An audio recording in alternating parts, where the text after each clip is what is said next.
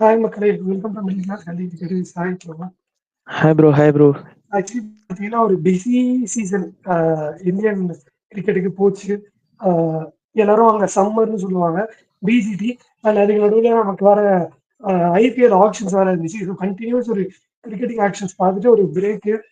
எனக்கு வந்து ஹர்ஷா போட்லி ஒரு ட்வீட் போட்டிருந்தாருன்னு நினைக்கிறேன். அதுதான் ஞாபகம் இருந்தது.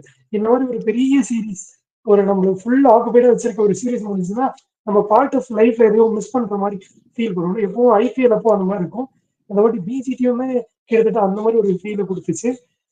எல்லாருக்குமே அது ஆடியன்ஸ்க்கும் அப்படிதான் இருக்கும், இல்லை யூடியூபர்ஸ், கண்டென்ட் கிரியேட்டர்ஸ், அந்த கமெண்டேட்டர்ஸ் எல்லாருக்கும் அப்படிதான் இருக்கும் அப்படின்னு நினைக்கிறேன். ஸோ ஒரு கேப் இருக்கு. கேப்ல வந்து நமக்கு பேசுறதுக்கு முடிஞ்சிருக்கு என்னென்ன கண்டென்ட் நம்ம ஆடியன்ஸை கொடுத்து எங்கேஜிங்காக வச்சுக்க முடியுமோ அதை பண்ணணும் அப்படிங்கிற ஒரு ஐடியா இருக்கு. ஸோ அதில் ஃபர்ஸ்ட் விஷயமா நம்ம பார்க்க போகிறது பார்த்தீங்கன்னா பும்ராவோட இன்ஜுரி. அது பெரிய கன்சர்ன் தான். இப்போ வந்து நம்ம சோசியல் மீடியாவில் ஃபுல்லாக பேசப்பட்டு இருக்கு. அன்னைக்கு வந்து லைட்டா ஏதோ நிகழ் மாதிரி போனாருன்னு சொன்னாங்க. அப்புறமா ஏதோ பேக் ஸ்பெஷல் இப்போ ஃப்ராக்சரா இருக்கலாம்ங்கிறாங்க. சப்போஸ் கிரேட் 1-3 இருக்குன்னா அவர் வந்து சாம்பியன்ஸ் ட்ராஃபியே ஆட மாட்டாரு. இல்ல ஐபிஎல்ல கூட ரூல் அவுட் ஆகும். இப்போ 6 மந்த்ஸ்க்கு வந்து கிரிக்கெட்டிங் ஆக்ஷன்ஸே இல்லாம இருக்க சான்சஸ் இருக்கு. இது மாதிரிலாம் டாக்ஸ் போயிட்டு இருக்கு. ஸோ பும்ரா இன்ஜுரியை பத்தி தான் நம்ம மெயினா ஃபோக்கஸ் பண்ண போறோம். அதை சுத்தி இந்தியன் டீமுக்கு என்னென்ன பாதிப்புகள் ஏற்படலாம், சாம்பியன்ஸ் ட்ராஃபியா இருக்கலாம், மும்பை இந்தியன்ஸ்க்கு இதா இருக்கலாம், ஐபிஎல்லா இருக்கலாம், ஒரு மெகா ஆப்ஷனுக்கு அப்புறம் வராங்க. அதுக்கடுத்து இந்தியன் கேப்டன்சி வந்து அவர் எடுத்திருக்க டைம்ல கிட்டத்தட்ட ரோஹித் சர்மா கிளம்பட்டும் போதும்னு எல்லாரும் சொல்லி பும்ரா வந்து ஃபுல் டைம் கேப்டன் ஆகணும் நம்ம சேனலையும் நம்ம நிறைய பேசியிருக்கோம். அப்படி இருக்கப்போ இந்த மாதிரி ஒரு இன்ஜுரி கன்சர்ன்ஸ் இருக்கு. இப்போ ஹர்திக் பாண்டியாவை எப்படி சைட் லைன் பண்ணாங்க கேப்டன்சில இருந்து, அந்த மாதிரி பும்ராவை பண்றதுக்கான வாய்ப்புகள் இருக்கா? ஃபியூச்சர் ஆஃப் பும்ரா என்ன, ஃபியூச்சர் ஆஃப் இந்தியன் கிரிக்கெட் என்னவா இருக்கும்? சப்போஸ் பும்ரா பொசிஷனை வச்சு மட்டுமே நம்ம பார்த்தோம் எந்த அளவுக்கு அது பாதிப்பு ஏற்படுத்தும் இந்தியன் கிரிக்கெட்டுக்கு அப்படிங்கிறதெல்லாம் டிஸ்கஸ் பண்ண வேண்டிய ஒரு வீடியோவை தான் நம்ம இதை கொண்டாந்துருக்கோம். ஸோ இனிஷியல் தாட்ஸ் உங்களுக்கு ஸ்டார்ட் பண்ண போது இன்ஜுரி பத்தி இல்ல என்ன நினைக்கிறீங்க? அதுக்கு முன்னாடி நீங்க இந்த கிரிக்கெட்டிங் ஆக்ஷன்ஸ் ஒரு பிரேக் எடுத்திருக்கோம், அது எப்படி இருக்கு உங்களுக்கு? ஆமா, ஆக்சுவலா நானுமே வந்துட்டு என்ன சொல்றது, ஒரு மாதிரி கொஞ்சம் ஒரு என்ன சொல்றது, ஒரு ரெஸ்ட் எடுத்துட்டு, ஏன்னா திரும்ப இப்ப ஜான்ல இருந்து பாத்தீங்கன்னா ஸ்ட்ரைட்டா வந்துட்டு இங்கிலாந்து சீரிஸ் வருது, சாம்பியன்ஸ் ட்ராஃபி வருது. ஸோ அந்த ஹாலிடே சீசன் வந்துட்டு ஐடில சொல்லுவாங்க. ஸோ அந்த மாதிரி ஒரு ஹாலிடே சீசன் முடிஞ்சு திரும்ப அந்த பொங்கல்ல இருந்து ஸ்டார்ட் ஆகும். பொங்கல்ல இருந்து வந்துட்டு பாத்தீங்கன்னா அடுத்து இந்தியா வந்துட்டு சிடி ஸ்குவாட் விடுவாங்க. அப்புறம் வந்துட்டு ஓடிஐ சீரிஸ் வேற வருது. ஸோ ஃபுல்லா கவர் பண்ண வேண்டியிருக்கும். நானுமே ரொம்ப மிஸ் பண்ணேன். நம்மளுமே வந்துட்டு ஆஃப் த ஸ்கிரீன் பேசிட்டு இருந்தோம், ஏதாவது ஒரு கண்டென்ட் போடணும், ஏதாவது ஒரு இது இருக்கணும் அப்படின்ட்டு. தேங்க் காட் பும்ரா இன்ஜுரி வந்துட்டு ஒரு கண்டென்ட்டா நமக்கு வந்துட்டு மாட்டிருக்கு.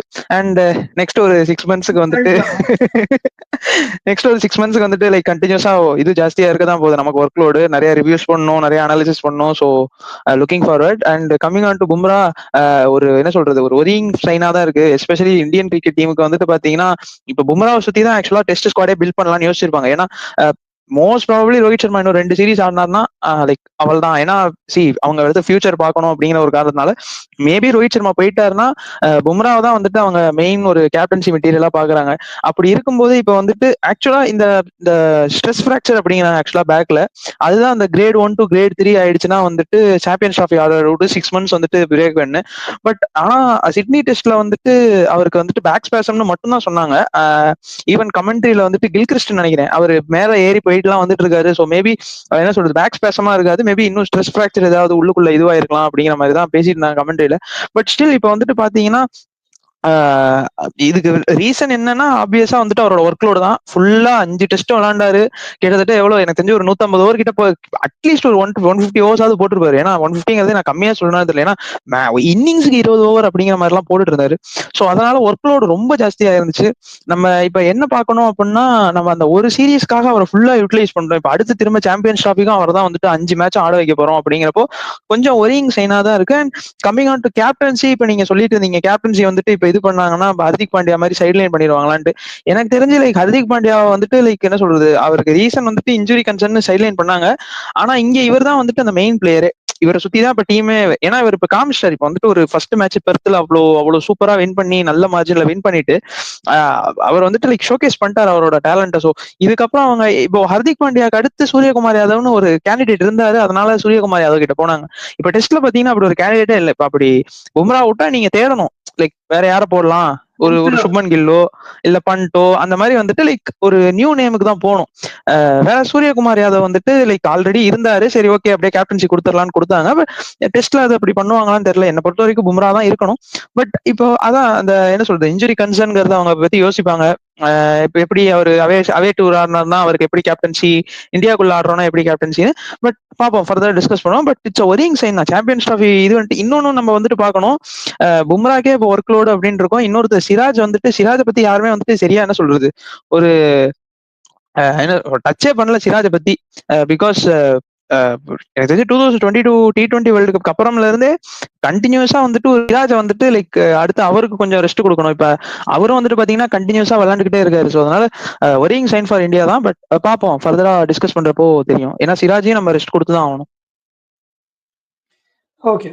அதுதான். அண்ட் இன்னொன்னு பாத்தீங்கன்னா, எனக்கு வந்து இது பேக் ஸ்பேசமா இல்ல இன்ஜுரியான்னு இந்தியா போர்டு வந்து அனௌன்ஸ் பண்ணாம இருக்கிறதுக்கு அதுல ஏதாவது இருக்குமா? சப்போஸ் வந்து அப்புறம் ஆஃப் ஃபிட்டா இருந்தா ஆட வைக்கக்கூடாதுன்னு ஏதாவது சொல்லுவாங்க, சாம்பியன்ஸ் ட்ராஃபி இஷ்யூ ஆயிடும் அப்படிங்கிறதுக்காக அதை வந்து ஒரு மாதிரி சஸ்பீஷியஸாவே வச்சிருக்காங்கன்னு நினைக்கிறீங்களா? இன்னும் வெளிச்சத்துக்கு கொண்டு வராம இல்ல எப்படி அது? ஏன்னா ஆக்சுவலா ஷமியை மட்டும் தெளிவா அவர் வந்து ஃபிட் இல்ல ஆமா. ஃபிட் இல்லன்னு சொல்லிட்டு உட்கார வச்சிருக்காங்க. பும்ராக்கு என்ன நடந்திருக்குன்னு வெளியே சொல்ல மாட்டேங்கிறாங்க. இல்ல ஆக்சுவலா அவங்க நியூசிலாந்துல யாரோ அவர் ஆல்ரெடி ட்ரீட் பண்ண டாக்டர் கிட்டே தான் வந்துட்டு போயிருக்காரு அப்படிங்கிற மாதிரி தான் நியூஸ் வந்திருக்கு. அண்ட் அதெல்லாம் நியூஸ் வந்துருச்சு. அவருக்கு பர்டிகுலரா என்ன பேக் ஸ்பேசமா இல்ல ஸ்ட்ரெஸ் ஃபிராக்சரா அது எங்கேயுமே மென்ஷன் பண்ணல. அது ஒண்ணுதான் வந்துட்டு என்ன சொல்றது, லைக் அவர் பாட்டுல திடீர்னு டெஸ்ட் மேட்ச் நடந்துட்டு இருக்கும் போதே போயிட்டு ஸ்கேனுக்கு போயிட்டு வந்தாரு. அது ஸ்கேன் ரிப்போர்ட்ஸ் என்ன ஏது அப்படிலாம் எதுவுமே வந்துட்டு இது பண்ணல. மேபி லைக் என்ன சொல்றது, பிசிசிஐ வந்துட்டு பும்ராக்கு ஒர்க் லோடு ஜாஸ்தியா கொடுக்குறோம், ஸோ பீப்புள் வந்து கிரிட்டிசைஸ் பண்ணுவாங்கங்கறனால அதை அப்படியே ஷேடோ பண்ணி ஒன்னும் இல்லை அப்படிங்கிற மாதிரி வச்சிருக்காங்களா என்ன ஏதுங்கிறது தெரியல. அது பட் பார்க்கணும். ஆனா நீங்க பாத்தீங்கன்னா நம்ம மேபி லைக் யோசிச்சிருந்திருக்கலாம். ஏன்னா இப்படிதான் தோனி கேப்டன்சில ஒரு வாட்டி ஜாகிர் கானுக்கு வந்துட்டு ஒரு வாட்டி என்ன பண்ணாருன்னா, சம்திங் அவருக்கு ஏதோ லிகமெண்ட் இஷ்யூ ஏதோ ஒன்று சம்திங் இருந்தது. ஆனா வந்துட்டு பாத்தீங்கன்னா 4th இன்னிங்ஸ்ல வந்துட்டு ரொம்ப கண்டினியூஸா போட விட்டுக்கிட்டே இருந்தாரு.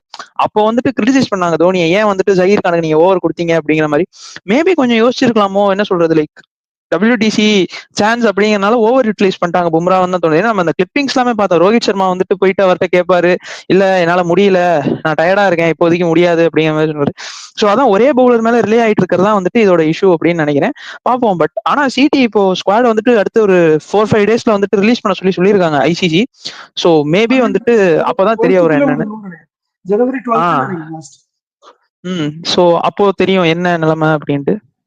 அண்ட் இந்த ஒர்க் லோட் பத்தி நீங்க டச் பண்ணதால திருப்பி சொன்னோம். 1983 வேர்ல்ட் கப் வின்னிங் டீம் அந்த நிஷாந்த் சந்து அவர் வந்து ஒர்க் லோட் ஒரு 20 ஓவர் உங்களால வந்து ஒரு இன்னிங் ஒரு மேட்ச்ல ஒரு இன்னிங்ஸ்ல ஒர்க் லோட் எல்லாம் போயிட்டு உங்களால ஒரு 20 ஓவர்ஸ் போடுறது, அதை பத்தி என்ன நினைக்கிறீங்க? இல்ல ப்ரோ, எனக்கு லைக் என்ன இது பண்ணி சொல்றதுன்னு தெரியல, அதுக்கு கரெக்டா எப்படி இது பண்றதுன்னு. பட் இவருக்கு ஆக்சுவலா ரொம்பவே ஒர்க் லோடு ப்ரோ. நீங்க நம்மளே பார்த்தோம், நம்மளே என்ன சொல்றது, ஒரு ஒன் கட் பவுலரா வந்துட்டு யாராவது அந்த சைடு மாத்தி விட்டு திரும்ப இவரே வந்துடுறாரு ஒரு 2 ஓவர்ஸ் 3 ஓவர்ஸ் போட்டு. எனக்கு தெரிஞ்சு இது என்ன எப்படி இது பண்றது அப்படிங்கிறது இல்லை. ஏன்னா இப்ப வந்துட்டு இப்ப வந்துட்டு பாத்தீங்கன்னா மோர் தென் முன்னாடிலாம் வந்துட்டு பிளேயர்ஸ் வந்துட்டு ஸோ ஃபிட்னஸ்ல வந்துட்டு கன்சர்ன் பண்ண மாட்டேங்கிறாங்க. அதாவது எப்படி இருப்பாங்கன்னா நார்மலா கிரிக்கெட் ப்ராக்டிஸ் மட்டும் பண்ணிட்டு இருப்பாங்க. இப்ப பீப்புள் வந்துட்டு லைக் ஒரு ஜிம் போறது, பாடி மெயின்டைன் பண்றது, அந்த யோயோ டெஸ்ட் பண்றதுலாம் இருக்கிறனால இந்த மாதிரி இன்ஜுரிஸ் வரதெல்லாம் சகஜம். நம்ம முன்னாடி பார்த்தோம்னாலே லைக் முன்னால இருந்த பிளேயர்ஸ் எல்லாம் வந்துட்டு கொஞ்சம் ஃபீல்டிங்ல கொஞ்சம் ஸ்லாப்பியா இருப்பாங்க, டைவ்ஸ் அடிக்க மாட்டாங்க. லைக் என்ன சொல்றது, ரொம்ப ஒரு மாதிரி ஒரு கிரிக்கெட் இஸ் ஜென்டில்மேன்ஸ் கேம்ங்கிற மாதிரி அப்படியே பொறுமையா ஸ்லோவைஷா இருப்பாங்க. இப்ப எல்லாம் வந்துட்டு பாத்தீங்கன்னா ஜிம் போறாங்க, பாடி ஃபிட்னஸ் வச்சுக்கிறாங்க. ஸோ அதனால அந்த எக்ஸஸ் ப்ரெஷரும் வந்துட்டு இதுல விழுந்துறதுனால இந்த இன்ஜுரிஸ் எல்லாம் வருது. ஸோ இதை அக்செப்ட் பண்ணிட்டு தான் போகணும், வேற வழி இல்லை. அண்ட் பும்ராவை பொறுத்த வரைக்கும் அவர் வந்து அந்த burden pressure of carrying every thing on his ஷோல்டரும் இருக்கு அப்படிங்கிற மாதிரி தான் என்னோட ஃபீல் இருக்கு. அவர் வந்து ஒரு ஒன் அமௌண்ட் பவுலரா ஆடுறது இல்லை.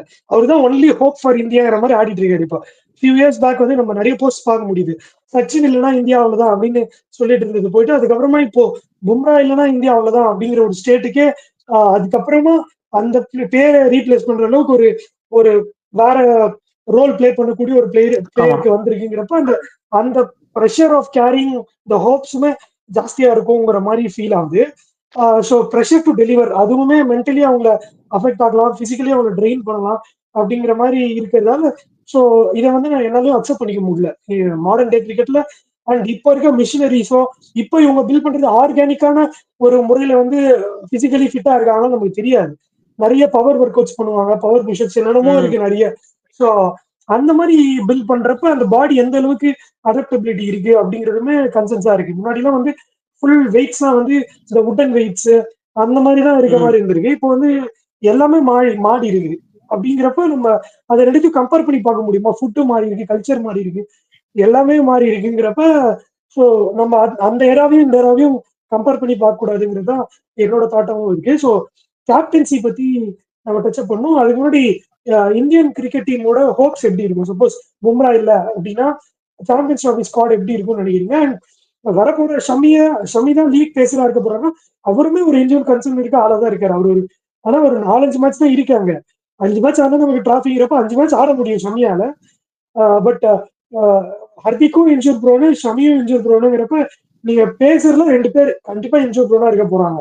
அது உங்களுக்கு எந்த அளவுக்கு ஒரு ஹோப்ஸ் கொடுக்கும்? பும்ரா இல்லைன்னா ஒரு ஐசிசி டிராஃபி நம்ம எக்ஸ்பெக்ட் பண்ணலாமா இல்ல லோவர் கான்ஃபிடன்ஸ் போறதுதான் நல்லதுன்னு நினைக்கிறீங்களா? இல்ல ஆக்சுவலா பும்ரா இருந்தாலுமே லோயர் கான்ஃபிடன்ஸோட போறதுதான் நல்லதுன்னு நான் சொல்லுவேன். ஏன்னா பாவம் நம்ம ரொம்ப எக்ஸ்பெக்டேஷன்ஸ் வச்சு என்ன ஆச்சு அப்படிங்கிறது தெரியும். பட் ஸ்டில் நீங்க இன்னொரு சைடும் பாருங்க. இப்ப ஷமி வந்துட்டு ஆக்சுவலா நீங்க இது பாத்தீங்கன்னா தெரியும். விஜயசாரி போயிட்டு இருக்கு quarter final preliminary quarter finals ஆடிட்டு இருக்கான்னு நினைக்கிறேன். அதுலயுமே ஷமி வந்துட்டு ரொம்ப எஃபெக்டிவா ஒன்னும் போடல. 10 ஓவர் 69 ரன் அவ்வளவு கொடுத்திருந்தாரு பார்த்தேன். அவர் பழைய ஷமி அந்த எஃபெக்டிவ் ஷமியா கண்டிப்பா வரப்போறது இல்ல. ஒரு என்ன சொல்றது ஒரு 70% தான் அவரால் வர முடியும். சிராஜும் வந்துட்டு பாத்தீங்கன்னா ட்ரெயின்டு ஃபுல்லா அவர்கிட்ட இருக்க எனர்ஜி எல்லாம் உறிஞ்சு எடுத்தாச்சு. அவரும் ட்ரெயின்டா இருப்பாரு. இதை வச்சுட்டு ஹர்திக் பாண்டியாக்கு வேற நீங்க ஒரு 10 ஓவர் கொடுக்க போறீங்க அப்படின்னா அது ஒரு மேஜர் ஃபிட்னஸ் இஷ்யூ. அது ஃபிட்னஸ் இஷ்யூன்னு சொல்ல முடியாது. பட் அவரால் அவ்வளவு கொடுக்க முடியுமா அப்படிங்கிறது தெரியல. ஸோ அதனால மேபி லோயரிங் த ஹோப்ஸ் தான் வந்துட்டு நான் வந்துட்டு பெட்டர்னு சொல்லுவேன். இவங்க எப்படி இதை கொண்டு போக போறாங்கன்னா மேபி ஜஸ்பிரீத் பும்ரா இல்லைன்னா அங்க வந்துட்டு ஒரு ஷமியை ஃபிட்டின் பண்ணிடுவாங்கன்னு நினைக்கிறேன். பட் பவுலிங் கொஞ்சம் வீக்கா தான் இருக்கும் என்ன கேட்டீங்கன்னா. ஹர்ஷ்தீப் சிங் கண்டிப்பா எடுத்துட்டு போவாங்க. பட் அவருமே வந்துட்டு 2020 இருக்கிற எஃபெக்டிவா ஒன் டேல இருக்காரா அப்படின்னு கேட்டா தெரியல. ஏன்னா நம்ம அந்த ஸ்ரீலங்கா ஓடிஐ மேட்ச் பார்த்தோம். 3 மேட்சுமே வந்துட்டு கிட்டத்தட்ட கொஞ்சம் ரன்ஸ் லீக் பண்ணிட்டு தான் இருந்தாரு. இந்தியாவில் இப்ப என்ன பிரச்சனைனா 4 ஓவர் போடுறதுக்கு ரெடி எல்லாம். 4 ஓவர் போடுற பவுலர்ஸ் வந்துட்டு ஒரு மேட்சுக்கு எல்லாம் ரெடியா சூப்பரா இருக்காங்க. 10 ஓவர் போடணும் அந்த ஒன் டே ஆடணும்னா மட்டும்தான் இப்போ யாருக்குமே வந்துட்டு ஃபிட்னஸ் சொல்ல மாட்டேன். மேபி அந்த டெம்பர்மெண்ட்லயோ ஒரு 2020 ஆடுற டெம்பர்மெண்ட் ஓடிஐ அவங்க காட்ட மாட்டேங்கிறாங்களோ அப்படிங்கிறதான் பிரச்சனை. இப்ப முகேஷ் குமார் அவர்லாம் எடுத்துட்டு போலாம். அவர்லாம் ஒன் டே ஆட வைக்கலாம். பட் அவருமே எந்த அளவுக்கு எஃபெக்டிவா இருப்பாரு அப்படிங்கறதான் கொஸ்டின். இப்ப நீங்க ஃபுல்லாவே புதுசா கொண்டு போறீங்க. ஷமியுமே ஒரு நியூ அடிஷன் தான். ஒரு இன்ஜுரி லாங் இன்ஜுரில இருந்து வராரு. சோ அதனால எல்லாமே பார்ப்போம். ஷமிக்கு கிளியரன்ஸ் கிடைச்சிச்சு இங்கிலாந்து ஓடிஐ ஆடுறதுக்கு அப்படின்னு சொல்றாங்க இங்கிலாண்டோட. அப்படிதான் ஆனா ஆஸ்திரேலியாவுக்கும் ஃபிளை ஆக போறாரு கிளியரன்ஸ் கிடைச்சிச்சுன்னாங்க. சரி பார்ப்போம் அது எப்படி போகுது அப்படிங்கிற இது. அண்ட் ஐபிஎல் பத்தி டூ ஏர்லின்ற மாதிரி தான் தோணுது. நம்ம முதல்ல சொல்லியிருந்தேன் ஐபிஎல் எந்த அளவுக்கு இருக்க போகுது அப்படின்னு சொல்லி. ஸோ ஐபிஎல் பத்தி நம்ம மும்பை இந்தியன்ஸ் பத்தி நம்ம அது வந்து இன்னும் ஒரு 3-4 மந்த்ஸ் இருக்கிறதுனால அதுக்குள்ள நிறைய ஆடலாம். ஆனா ஒரு ஒர்க் லோட் குறைச்சி குடிக்கிறது பெட்டர்னு நினைக்கிறேன். ஒரு 14 மேட்சஸ் ஆடாம சப்போஸ் வந்து ஒரு 10 மேட்சஸ் 8 மேட்சஸ் ரொம்ப குரூஷியல் மேட்சஸ் ஆட வச்சு அப்படி சேஃபா எடுத்துக்கிட்டாங்கனாலே பெட்டர்ங்கிற மாதிரி தோணுது. கேப்டன்சி இது எப்படி பாக்குறீங்க? பும்ரா வந்து ஒரு லாங் டேர்ம் டெஸ்ட் கேப்டனா உங்களால பார்க்க முடியுதா இல்ல வேற ஆப்ஷன்ஸ்க்கு போகணும்னு நினைக்கிறீங்களா? இல்ல ஆப்வியஸா நீங்க வந்துட்டு இப்போதைக்கு பும்ராவை தான் டீம் இது பண்ணி இருக்கு அப்படிங்கிறப்போ மேபி ஓவர்சீஸ் ஆடுற டெஸ்ட் மேட்சஸ்ல அவர் வந்துட்டு கேப்டன்சி பண்ண விட்டு இந்தியாவுக்குள்ள ஆடும்போது ஏன்னா இப்போ ஒண்ணுமே இல்லை. இப்போ அதர் ரெண்டு ஒரு நல்ல பவுலர் வந்துட்டாருன்னா நான் ஆப்வியஸா வந்துட்டு பிரச்சனையே கிடையாது. ஏன்னா ஒர்க்லோடு இவர் குறைஞ்சிரும். இப்போ ஒரு எக்ஸாம்பிள் சொல்றேன். ஆப்போசிட்ல ஷமி நல்லா பண்றாரு அப்படிங்கிறப்போ பும்ரா கொஞ்சம் ஒர்க்லோடு குறையும். அவர் வந்துட்டு அந்த ஒரு மேட்ச் வந்துட்டு 12 ஓவர் போட்டா போதும். ஏன்னா ஷமி அங்க எக்ஸல் பண்ணிருப்பாரு. அவர் அந்த 18 ஓவர் 20 ஓவர் போட்டுப்பாரு. இப்ப அந்த ஒரு இது இல்லங்கிறனால தான் பும்ராவே வந்துட்டு பாத்தீங்கன்னா ஒரு உங்களுக்கு அந்த பவுலிங் ஸ்கோர் கார்டு பாத்தீங்கன்னாலே கான்ட்ராஸ்டிங்கா இருக்கும். சிராஜ் ஒரு 18 ஓவர் போட்டு நிதிஷ்குமார் ரெட்டி ஒரு 10 ஓவர் போட்டுப்பாரு. ஆகாஷ்தீப் ஒரு 14 ஓவர் போட்டுப்பாரு. ஆனா இவர் மட்டும் பாத்தீங்கன்னா 24 ஓவர்ஸ் 26 ஓவர்ஸ் போட்டுப்பாரு. அந்த ஒர்க் லோட் மேனேஜ்மெண்ட் குறைஞ்சாலே நல்லா இருக்கும். இன்னொன்னு இந்தியாவில கேப்டன்சி பண்றதுமே வந்துட்டு உங்களுக்கு என்ன ஒரு ஈஸி அப்படின்னா ஆப்வியஸா ஸ்பின் ட்ராக் தான் கொடுக்க போறீங்க. சோ அங்க அப்பவுமே வந்துட்டு என்ன சொல்றது ரொம்ப எஃபெக்டிவா இருக்கணும். பும்ரா அங்க எஃபெக்டிவா இருக்கணுங்கிற நீட் இருக்காது. பட் என்ன கேட்டா ஒரு அடுத்த ஒரு டெஸ்ட் கேப்டன் இவருக்கு அடுத்து வரப்போறவரை நல்லா க்ரூம் பண்ணி விடுற வரைக்கும் இவர் தான் கேப்டன்சியா இருக்கணும்னு நான் நினைக்கிறேன். அண்ட் அதான் ஒர்க் லோட் குறைச்சிட்டாலே ஆட்டோமேட்டிக்கா நல்லா பண்ணுவாங்க. ஏன்னா இப்ப பேட் கமின்ஸ் இருக்காரு. இப்ப பேட் கமின்ஸ் பாத்தீங்கன்னா வந்துட்டு அவர் எல்லா டூர்லாம் ஆடுறது இல்ல. ஒரு சில டூர்லாம் வந்துட்டு ரெஸ்ட் இது பண்ணிக்கிறாரு. இப்ப அடுத்த ஸ்ரீலங்கா டூரே வந்துட்டு ஸ்ரீலங்கா போற ஸ்குவாடுக்கே வந்துட்டு அவர் இல்ல அப்படிங்கிற மாதிரி சொல்றாங்க. சோ அப்படி இருக்கும்போது முக்கியமான மேட்ச் அந்த மாதிரி மேட்சஸ்க்கு மட்டும் பும்ரா இது பண்ணிட்டு மத்ததெல்லாம் ரெஸ்ட் பண்ணிக்கலாம். என்ன கேட்டா ஐபிஎல்லுமே நீங்க சொன்ன மாதிரி ஈஸி ஒரு இதுவே கொண்டு வரலாம். ஒரு வேர்ல்டு டோர்னமெண்ட் நடக்குது அப்படின்னா பிளேயர்ஸ் எல்லாம் கொஞ்சம் இது பண்ணிக்கிட்டோம், ஃபுல் ஸ்குவாட் ஆட வேணாம் அப்படிங்கிற மாதிரி பண்ணலாம். பட் அது பண்ண மாட்டாங்க. பார்ப்போம். ஓகே, நானுமே அதுதான் நினைக்கிறேன். மேபி ஒரு ஓவர்சீஸ்ல மட்டும் நான் முன்னாடி பேசுறப்போ சொல்லியிருந்தேன். இல்ல அவர் ஃபுல் டைம் கேப்டன் ஆக்கிறதுக்கு தான் ட்ரை பண்ணிட்டு இருக்காங்க. ஒர்க் லோட் மேனேஜ்மெண்ட்னா அவர் வந்து ஓடிஐ ஆட தேவையில்லை அப்படிங்கிற மாதிரி சொல்லியிருந்தாலும் இப்போ ஒரு சீரீஸ் ஒரு லாங் ரன் 5 மேட்ச் ஆடுறாருனாலே 5வது மேட்ச் அவரால் போடுறதுக்கு ரொம்ப பேர்டனா இருக்கு, கஷ்டப்படுறாரு அப்படின்னா நம்ம வந்து ஓவரா எக்ஸ்ட்ராக்ட் பண்ணக்கூடாது அவர்கிட்ட இருக்கிறதுங்கிற மாதிரி தான் தோணுது. ஏன்னா அப்புறம் ஷமி மாதிரி மேஜர் டோர்னமெண்ட் மிஸ் அவுட் பண்ற மாதிரி இந்தியா வந்து ஐசிசி ஈவெண்ட்ஸ் எல்லாம் யோசிச்சு கூட பார்க்க முடியாது. ஏன்னா எல்லாருமே கெட்டிங் ஓல்டர். ரோஹித் வந்து கெட்டிங் ஓல்டர், இன்னும் எத்தனை வருஷம் ஆட போறாரு தெரியல. விராட் வந்து ஒரு 2-3 இயர்ஸ் ஆனா பெரிய விஷயம் அப்படிங்கிற மாதிரி இருக்கப்ப இப்ப ஓடிஐ ஸ்குவாடே எப்படி அசம்பிள் பண்ண போறாங்கன்ற மாதிரி தான் இருக்கு. நீங்க ஸ்டைல் எடுக்க போறீங்களா, இல்ல ஸ்ரேயஸ் ஐயர் ஆட போறாரா, கேஎல் ராகுலுக்கு என்ன பொசிஷனு, இப்ப பண்ட் வந்துட்டாருன்றதுனால பண்ட் தான் ஆட போறாரு விக்கெட் கீப்பர்னா, அப்போ சஞ்சு சாம்சனுக்கு வழி இருக்கா, இந்த மாதிரி இந்த மாதிரி நிறைய கேள்விகள் இருக்கும் பட்சத்துல நிறைய பேரோட பிளேசஸ் ஸ்டாக்ல இருக்கு. அப்போ எப்படி பண்ண போறீங்க, ஸ்குவாட் எப்படி எடுக்க போறீங்கன்றதே ரொம்ப ஆர்வமா தான் இருக்கு. Looking for run. பும்ரா வந்து நீங்க ஃபர்ஸ்டே எடுத்துட்டு போக போறீங்களா, இல்ல இப்போதைக்கு வந்து அந்த ஸ்டார் போட்டு வைப்பாங்க? ஆமா ஆமா, ஏன்னா பிப்ரவரி வரைக்கும் கன்ஃபர்மேஷன் டைம் இருக்கு. பிப்ரவரி 23 நம்ம தான் 19 தான் ஆரம்பிக்குதுன்னு நினைக்கிறேன். ஆமா, 21 தான் இந்தியாவுக்கு மேட்ச். ஸோ இன்னும் ஒரு 1.5 months இருக்குங்கிறப்ப அவர் வந்து சப்போஸ் சப்ஜெக்ட் டு ஃபிட்னஸ் அப்படின்னு போட்டு தான் எடுத்துட்டு போவாங்கன்னு நினைக்கிறேன். பாப்போம் எப்படி இருக்கு. உங்களோட ஃபைனல் தாட்ஸ் என்ன? அதான் ப்ரோ, என்ன பொறுத்த வரைக்கும் லைக் என்ன சொல்றது, இப்போ அடுத்து எனக்கு வந்துட்டு திரும்ப சிராஜுக்கு இந்த மாதிரி ஒரு வீடியோ போடக்கூடாது அப்படிங்கறதா என்னோட ஒரே ஒரு ஆசை. ஏன்னா பாவம் ரொம்ப வந்துட்டு டயரிங்கா இருப்பாரு அவரும். அதான் மோஸ்ட் ப்ராபபிளி இனிமே வந்துட்டு ஃபர்தரா வந்துட்டு இந்தியன் டீம் வந்துட்டு லைக் ஒருத்தரே ரொம்ப ரிலே பண்ணி இல்லாம ஒரு நல்ல ஒரு ஃபாஸ்ட் பவுலர்ஸா இது பண்ணும். அண்ட் ஆப்வியஸ்லி பும்ரா வந்துட்டு நேஷனல் ட்ரெஷர், அவரு விராட் கோலி சொன்ன மாதிரி. ஸோ அவரையுமே வந்துட்டு ரொம்ப ப்ரிசர்வ் பண்ணாதான் வந்துட்டு இன்னொரு எப்படியும் இன்னொரு 6 வருஷம் ஆடுவார்னு வச்சுப்பா. ஒரு 30-31 வயசு ஆயிடுச்சு. ஒரு ஃபாஸ்ட் பவுலரால ஒரு 36 வரைக்கும் ஆட வருதுன்னா ஒரு 6 வருஷத்துக்கு வந்துட்டு எவ்வளவு ஒரு 2 ஐசிசி டிராஃபிஸோ 3 ஐசிசி டிராஃபிஸோ இந்தியா வாங்கி கொடுத்தாருன்னா வந்துட்டு நமக்கு தானே பெருமை. ஸோ அவரை ப்ரிசர்வ் பண்ணி வச்சுக்கிட்டா ஐசிடி டோர்னமெண்ட்ஸ் நிறைய ஜெயிக்கும் அப்படிங்கறத என்னோட ஆசை. So yeah, looking forward. Squad announce பண்ண உடனே தான் தெரியும் என்ன நிலைமை அப்படிங்கிறது. அண்ட் இந்த நிறைய பேர் பேசுற அந்த யார்ட் ஸ்டிக்ஸ் அப்படின்றாங்களே, யார்ட் ஸ்டிக்ஸ் வந்து எல்லாருக்கும் ஈக்குவலா இருக்கணும் அப்படின்னா, இப்ப பும்ராவுமே செகண்ட் டைம் இன்ஜூர் ஆகுறாரு. ஒரு சீரியஸ் டிசைடர் மேபி டிரா பண்ணிருக்க வேண்டிய சீரிஸ் வந்து தோத்துட்டா. ஆனா அவரே கூட சொல்லியிருந்தாரு, ஸ்பைசியஸ்ட் ட்ராக் வந்து நான் மிஸ் அவுட் பண்ணிட்டேன், எப்படி வேணா போயிருக்கலாம் அப்படிங்கிற மாதிரி. சப்போஸ் டிரா பண்ணி தான் பிசிடி நம்ம வந்து லெவல் பண்ணி நம்ம ரீடைன் பண்ணி எடுத்துட்டு வந்திருக்கோம், சீரியஸ் லெவல் பண்ணி. அப்படிங்கிறப்போ இப்போ ஹர்திக் அந்த மாதிரி சீரியஸான ஈவெண்ட்ஸையோ சீரீஸ்லயோ வந்து மிஸ் அவுட் பண்ணிருக்காருங்கிறப்ப கேப்டன்சி கொடுத்து இன்னும் பர்டன் எடுத்துட்டு அவர் மேல போட வேணான்ற பாக்குறாங்கன்னா, இப்ப பும்ராவுக்கும் அதே யார்ட் ஸ்டிக்ஸ் வைக்கணும் அப்படிங்கிற மாதிரியும் தோணுது இப்ப எனக்கு. ஸோ இன்னொருத்தருக்கு இன்னொரு கிரைட்டீரியான்னு வைக்காம, நீங்க ஹர்திக் பாண்டே எந்த அளவுக்கு ஈக்குவல் இம்பார்ட்டன்ட் நீங்க நினைக்கிறீங்களோ அதே அதளவு எக்ஸ்ட்ரா லெவலுக்கு பும்ரா ஈக்குவல் கண்டிப்பா ஐ மீன் தேவை. அப்படி இருக்கப்ப நம்ம அவரை வந்து ரொம்பவே பாதுகாத்துக்கணும். ஸோ கேப்டன்சி ஆப்ஷன் நீங்க வேற யாராவது ஃபைன் பண்ணலாம். அதை பத்தி நம்ம தனி வீடியோ பார்க்கணும். ஆமா ஆப்வியஸா, ஏன்னா கோல்டா இருக்கு போல. பரவாயில்ல, இட்ஸ் ஓகே. டஸ்ட் நினைக்கிறேன், கோல்டாவே இல்ல. வீடியோ ஆரம்பிக்கிறவங்க. ஓகே. ஸோ அதான் ப்ரோ, பாப்போம் ப்ரோ. இப்போ 2 பேருக்கும் அந்த தனித்தனி கிரைட்டீரியான்னு வச்சா வந்துட்டு கண்டிப்பா வந்துட்டு யாரோ ஒருத்தருக்கு வந்துட்டு ஒரு இது பண்ற மாதிரி தான் இருக்கும். ஹோப்ஃபுல்லி வந்துட்டு அடுத்து இதை கன்சர்ன் பண்ணுவோம். ஏன்னா பும்ராவுமே வந்துட்டு பாத்தீங்கன்னா 22ல ஒரு இன்ஜுரி ஆச்சுன்னு நினைக்கிறேன். 22ல ஒரு இன்ஜுரி ஆனதுக்கு அப்புறம் இப்பதான் அதுக்கப்புறம் வந்துட்டு ஒரு கண்டினியூஸா விளையாண்டுட்டு இருக்காரு. ஸோ அதான் அந்த நார்மலா அந்த பவுலர்ஸ்க்கு வந்துட்டு சைட் ஸ்ட்ரெயின், ஸ்ட்ரெஸ் ஃபிராக்சர் அதெல்லாம் வருது, நார்மலா வரும். பட் இப்ப ஷமிலாம் வந்துட்டு பாத்தீங்கன்னா இன்ஜுரி ப்ரோன், அவர் ரொம்பவே இன்ஜுரி ஆவாரு. ஹர்திக் பாண்டியாவுமே அதுதான். மேபி இவர் அந்த அளவுக்கு இன்ஜுரி ஆக மாட்டேங்கிறாருன்னா இவருக்கு வந்துட்டு அந்த ஒரு குஷன் கொடுத்து சரி ஓகேப்பா நீ பண்ணுப்பாங்கிற மாதிரி கேப்டன்சி கொடுத்துருக்காங்க போல. பட் யா, ஹோப்ஃபுல்லி பாப்போம். இப்போ எல்லாமே ஆல் ஐஸ் ஆன் சிடி தான், வேற எதுவுமே கிடையாது. அண்ட் நிறைய பேர் நம்ம முன்னாடி பேசியிருக்க மாதிரி நிறைய பேர் இன்ஜுரிக்கு அப்புறம் வந்து அவ்வளோ சூப்பரா பண்ண முடியாது. வேற பும்ரா அதை அப்படியே ரிவர்ஸ் பண்ணி காட்டியிருக்காரு. அதுக்கப்புறமா அவரோட ஆவரேஜா இருக்கட்டும், ஸ்ட்ரைக் ரேட்டா இருக்கட்டும், விக்கெட்ஸ் காலமா இருக்கட்டும், எல்லாமே வந்து டபுள் டிக் பண்ணிருக்காரு அப்படிங்கிற மாதிரி தான் சொல்லணும். ஸோ ஹோப்ஃபுல்லி இன்னுமே நல்லா மீட் வருவாரு. அவருக்கு ஒரு ஸ்பீடி ரெக்கவரிக்காக நம்ம எல்லாருமே ப்ரே பண்ணுவோம். எல்லா இந்தியன்ஸுமே பும்ரா சீக்கிரம் சரியாகி வரணும், இந்தியன் டீமுக்கு அவர் தேவைன்னு தான் நினைச்சிட்டு இருப்பாங்க. அதே ஹோப்ஸோட பிரேயர்ஸோட இந்த வீடியோ முடிக்கிறோம். நெக்ஸ்ட் ஒரு இன்ட்ரெஸ்டிங்கான வீடியோல உங்களை வந்து மீட் பண்றோம். அது வரைக்கும் உங்க எல்லாருக்கிட்டையும் bye, signing off. Bye guys.